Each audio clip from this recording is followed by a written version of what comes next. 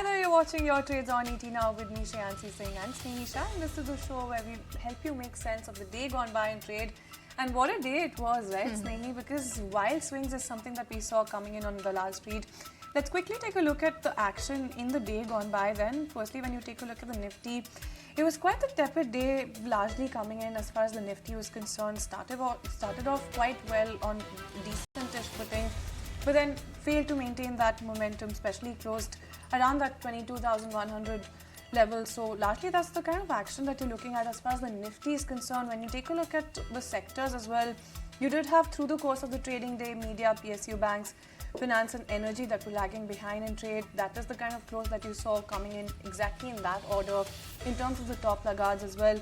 When you take a look at some of the sectors that managed to hold up quite well, now it was IT that was holding up well. 0.8% uptick coming in for that index as well. And in terms of the top gainers on a sectoral basis, you have PSE as well as Realty and the metal index for that matter also that managed to keep up some momentum going at the end of the trading session as well. Now, when you take a look at the heavyweight Reliance, 2.4% downtick coming in for that one. Even HDFC Bank or Axis Bank for that matter are also lagging behind in trade. So largely that's the kind of handover that you have coming in as far as some of those sectors and stocks are concerned. On the flip side, you have some of those select few auto names, the likes of Eicher Motors, M&M, that kept some momentum going. Of course, for the month of February, it was a mixed set coming in as far as auto dispatches are concerned. You did have Tata Motors that lagged. On the flip side, you did have a couple of counters, the likes of Escorts, Kubota, especially that registered a good set coming in as far as tractor sales were concerned. So largely, that's the kind of handover that you have. Other than that, of course, there's a whole host of counters other than the ones that I've mentioned also, Sneha. Absolutely, lots of stocks to watch out for. And before that, also what's really interesting to know is that we've tested that 22,000 mark today. And how? Because 22,004 was the lowest point of the trading day. We have surprisingly not fallen below that level. Let's see what tomorrow's trading session holds. But it looks good, largely on the back of the recovery that we've seen from the lowest point of the trading day. It's a good 100-120 point uptick coming in on the Nifty. The broader markets, mid-cap has managed to tilt over to the green, while small-cap has ended in the red. A couple of other stocks to mention in today's trade. IRCTC was a stock in focus. Just in the last 30 minutes or so of trade, we got the news that IRCTC's status has been upgraded to from Mini Ratna to a Nav Ratna. So big news coming in for IRCTC. This stock has edged over to the green and ended with a gain of almost 1% in today's trading session. Ultratech, of course, in focus on the back of a CLSA note coming in on the back of the comments that they have given on their foray into the cables and wires segment. The street is quite bullish on this CLSA too, and on the back of that, Ultratech has also done well in today's trading session. Now, insurance a free look period. The extension is likely for this. We'll be getting you more details on this in the course of the show as well. So lots of stocks to watch out for. Of course, like Shreyansi mentioned, the auto stocks were in focus in the back of auto sales. You have Realty, Metal, IT, Pharma, FMCG and Auto that have surprisingly ended in the green today. Given for the first half of the trading session, there was only IT that was in the green. However, Media Bank, PSU Bank Energy continue to be in the red. But let's also welcome on board Ruchit Jain, the Vice President of Equity Technical Research and Wealth Management at Motilal Oswal Financial Services, to understand a little bit more about the market construct that we saw today. Ruchit, hi, and thanks so much for joining us on the show. First up, help us understand this kind of steep uptick that we have seen, because I really thought we were going to break below the 22,000, that psychological level today. We've not done that. We've seen quite the uptick. Do you think this is the beginning of bulls once again taking charge of D Street? Do you think that this could be an indication of the kind of recovery that we're seeing? And do you think this is largely on the back of the boredom that retail investors could have felt on the back of this continuous market fall, and this could have led to some buying in the market in today's trade? Yes, hi, very good afternoon. Well, definitely last couple of weeks have been very bearish for the broader markets, where the mid cap and the small cap space have seen sharp correction.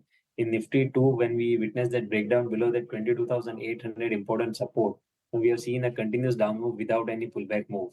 Now, this has led to some oversold momentum reading setup, whether in Nifty, mid cap or the small cap index. And if you look at the positional supports for the Nifty, then this entire range of 22,000 to 21,800 remains crucial supports, as last year in 2024, the month of March, April and May, these were the 3 months during last year when the market corrected in this range of 21,800 to 22,000, good buying interest was witnessed over there. So generally, whenever it happens that the market comes to the previous swing low support and momentum readings are oversold, we tend to see some buying interest or a short covering move, which leads to a pullback. So we anticipate that 22,000, of course, being a round figure, it's a psychological level, but this entire range of 22,000 to 21,800, this 200-point range remains a very crucial support. And I know if this remains intact, then we anticipate some bounce back towards 22,500 to 22,700. So one can look for some stock specific contra opportunities over here, but definitely less from the small cap and the mid cap space and tend to be more with the large cap names as of now. That's the strategy when it comes to the market. Thanks, Richard, for helping us out with that as well. I also wanted to, in fact, ask you about the metal space because, when you take a look at the market setup right now, nothing to complain about, nothing much to complain about, rather, nothing to write home about as well. But when you take a look at the metal space, you did have some resilience being displayed there. I'm just curious to understand if you have any picks for our viewers from that space as well, and what is the other stock that which is the other stock that you're looking at other than this? So last 3 weeks, I think metals have seen more of a time-wise correction rather than price-wise correction. In the falling market also, we are not witnessing any significant sell-off coming in the metal names. And this may have to do with the dollar index as well, because recently the dollar index have seen a cool off from that high of 110 kind of level to 106, around 106 now. So I think this fall in the dollar index could lead to some relative outperformance in the metal space. And within the metal space, JSW Steel is one stock which we like and we have also recommended to our clients today. So primarily, based on its relative outperformance when the broader market is falling or when even other stocks within the sector have corrected, JSW Steel is one name which has not seen any kind of selling interest coming in. So I think this could lead to some good up move in JSW Steel. So short-term traders can look for buying opportunities there with stock below 940 for potential targets around 1030. And amongst the beaten names, BEL is one defense stock which has very good chart setups. Again, here also the positive RSI divergence is there near the support. Today also we witnessed that since morning, although the stock has seen a good up move supported by higher than average volumes. So I think this is one stock which is trading around its mid to long-term support. So downside here also seems to be quite limited from current levels. So from a trading perspective, one can go long with stock below 249 for potential pullback move towards 272. For sharing your view as well as the outlook on the market. On that note, we'll let you go. But time now to keep it going with word coming in from experts, and we'll bring you the word coming in from one of the biggest voices in the market. India is still the best structural story in Asia and globally. This is what Jefferies Chris Wood believes, and he said this in an exclusive chat with ET Now. He also added that the sell-off has lasted due to excessive valuations and tightened liquidity. Despite short-term pain, he remains bullish on India's long-term growth and recovery prospects. Let's go across and listen into a snippet of the chat he had with us earlier in the day. My greed and fear long-term portfolios where I have stocks, I've cut India much less because I still believe India is the best structural story in Asia and in fact globally. So while I was right to cut in my model portfolio, I definitely could have reduced India more in my greed and fear portfolios on a tactical basis. And I have to admit, the correction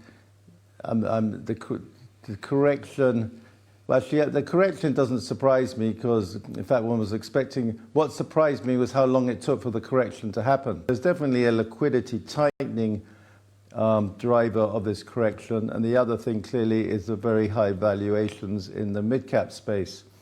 So to me, this is primarily this correction is primarily driven by technical factors in terms of compression of valuations, most particularly in the mid-cap area.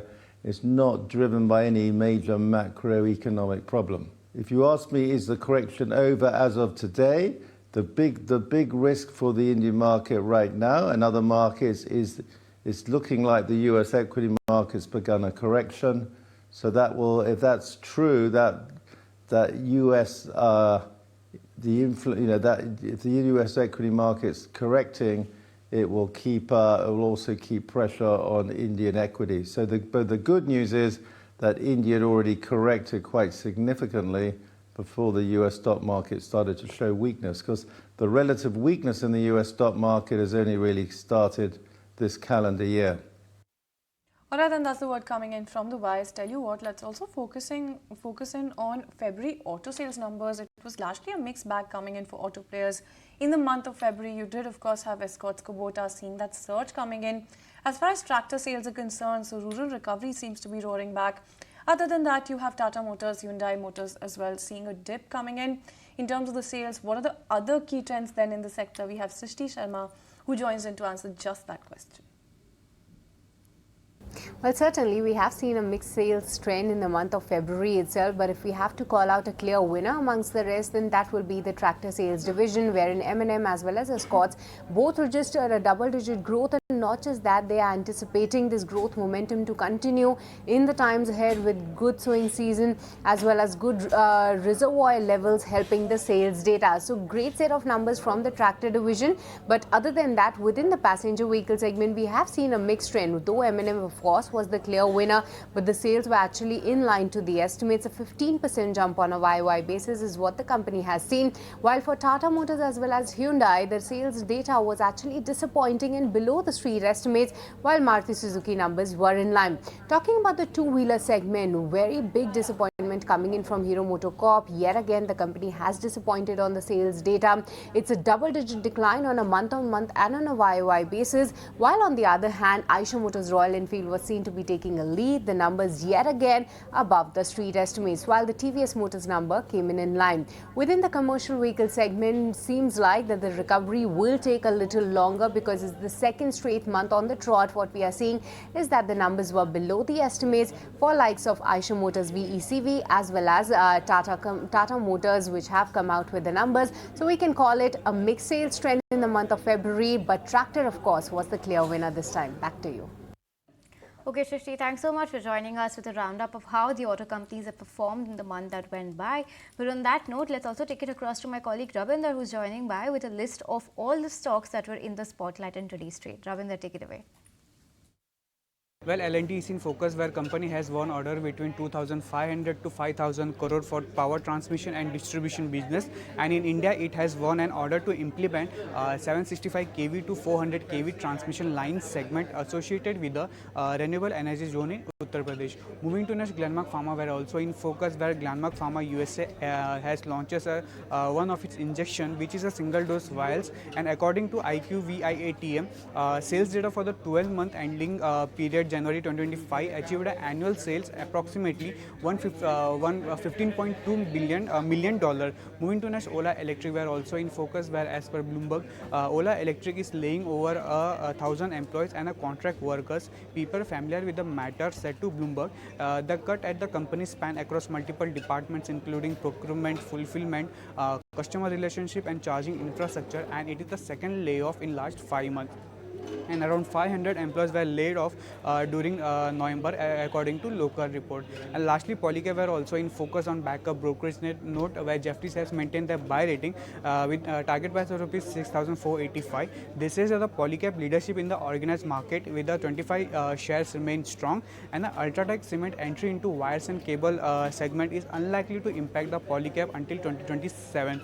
This is the higher competition and a potential demand slowdown pose risk, and export are emerging as a key opportunity for company, which is supported by China Plus One strategy. And lastly, they said that looking ahead, new order and improvement in FMEG segment is expected to drive strong growth, and sales and profit CAGR is projected at 22% and 28% over FY25 to 27.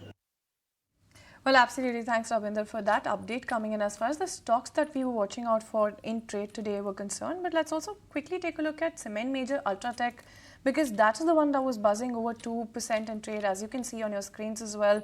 Now, this must have sounded like music to the shareholders' ears, because last week, of course, you did have a whole host of negative news coming in as far as the stock was concerned. The stock was tanking in trade last week, but today, of course, you did see that upgrade coming in from CLSA. And let's also go across to Ashesha, who's standing by with more details when it comes to Ultratech.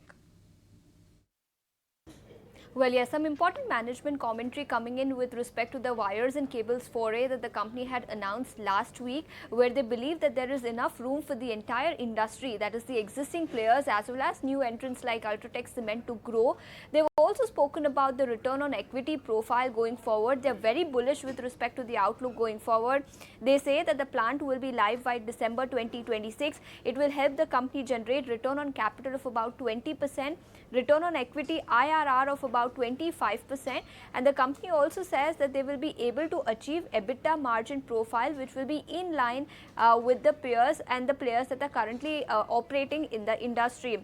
As far as the capex is concerned, it will entail an outlay of about 2,000 crores initially, but the company also clarified that they will not be entering into any new or additional businesses unless they find it very lucrative, but the initial outlay will be 2,000 crores unless they expand going forward into other businesses. Existing cement business also continues to perform very well. Their outlook for the cement business and their expansion plans are on track. They are looking to increase their capacity to 209 MTPA by FY27. So there is no harm whatsoever as far as their existing business is concerned, and their outlook and the financial profile of the wires and cables business also continues to remain very solid. Now, CLSA has come out with a report where they've upgraded the stock to an outperform rating with a revised target price of 12,700 rupees per share, where they believe that most of the negatives have already been priced in. Remember, last week when the wires and cables foray was announced, the stock had tanked a tad bit, and they believe that the worst is behind us. Concerns have all been priced in, and they believe that the risk reward at this juncture looks very attractive, with concerns of diversification to wires and cables business as well as the profitability most likely priced in. So very positive report that has come in from CLSA with respect to the risk reward, and also on the back of management clarification that has come in, the stock is gaining in trade today in an otherwise weak market. Okay, Ashisha, thanks so much for taking us through all of those details. Ultratech, a real winner in today's trading session amid a largely sideways market. But on that note, we'll wrap it up on this edition of Your Trades. From Shreyansi, me and the team that put this show together, thanks so much for watching.